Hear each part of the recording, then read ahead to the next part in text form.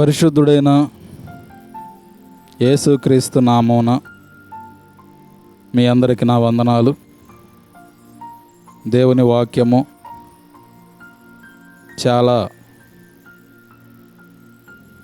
అవసరం ప్రతి ఒక్కరికి. అందుకే దేవుడు మీకు ఈ కృపను ఇస్తూ ఉండగా ఆయన మాటలు వినండి. జకర్యా గ్రంథము 2వ అధ్యాయము 8వ వచనం.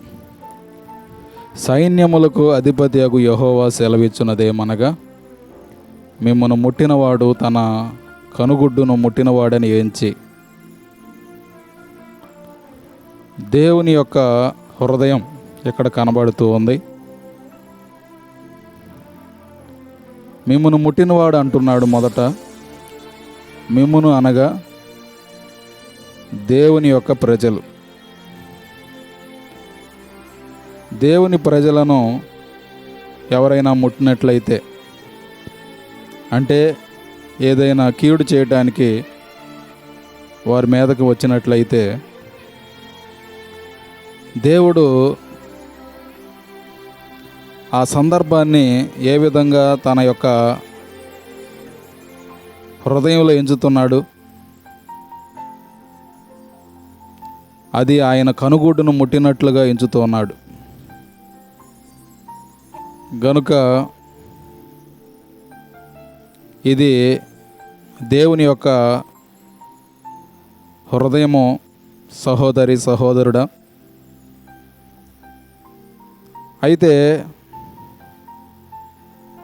ఈ యొక్క వాక్యాన్ని బట్టి బైబిల్ గ్రంథంలో ఒక సందర్భాన్ని మనం చూద్దాము.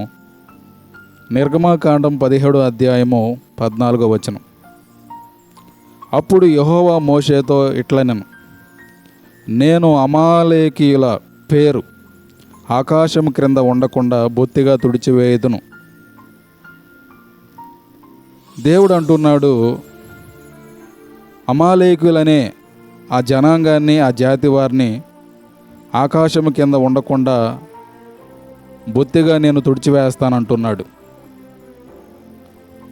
ఎందుకు ప్రభు అలా మాట్లాడుతూ ఉన్నాడు, దానికి కారణం ఏమిటి అనేది బైబిల్ గ్రంథంలోనే అక్కడే ఉంది. నిర్గమకాండం 17వ అధ్యాయము 8వ వచనం. తర్వాత అమాలేకీయులు వచ్చి రెపీదీములో ఇశ్రాయేలీయులతో యుద్ధము చేయగా, ఈ అమాలేకీయులు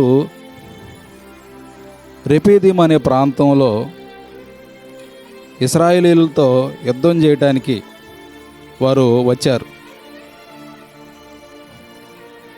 దేవుని ప్రజలైన ఇశ్రాయేలీయులు తమ మార్గమున తాము వెళుతూ ఉంటే, వీళ్ళు అకస్మాత్తుగా ఆ రెపీదీము అనే ప్రాంతంలో యుద్ధం చేయడానికి వచ్చారు. కాబట్టి ఇది దేవుడు చూచాడు గనక, ఇది దేవుడు ఎరిగి ఉన్నాడు గనక,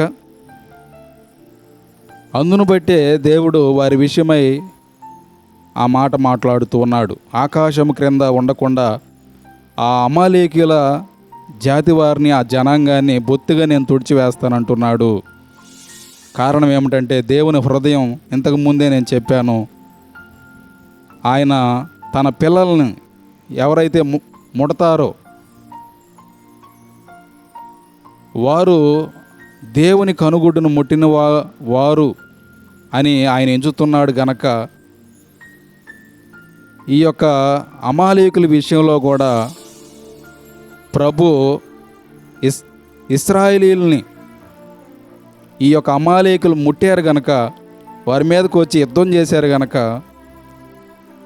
దేవుడు వారి విషయమై సీరియస్ అయ్యాడు.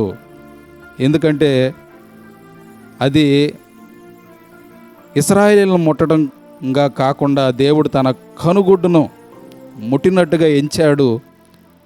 వారి విషయమై ఆయన కోపంతో ఆకాశం కింద ఉండకుండా బొత్తిగా నేను వారిని తుడిచివేదనని మాట్లాడుతూ ఉన్నాడు. కాబట్టి దేవుని పిల్లలుగా ఉండటం ఎంత గొప్ప భాగ్యం.